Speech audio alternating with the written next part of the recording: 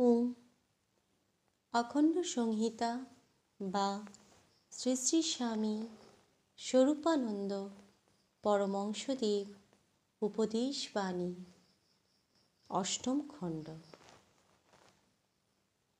সংসারকে ডরাইও না।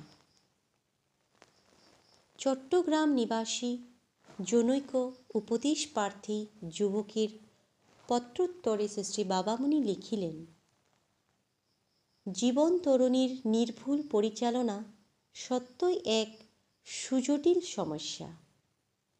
আমি এ কথা অস্বীকার করি না, কিন্তু বাবা, এই সমস্যার সমাধানের জন্যে সত্যিকার আবেগ ও প্রবল আকাঙ্ক্ষা যাহার জাগ্রত হইয়াছে, সমাধান তাহার হাতের তালুর উপরে আসিয়া দাঁড়াইয়াছে, এরূপ মনে করা চলে।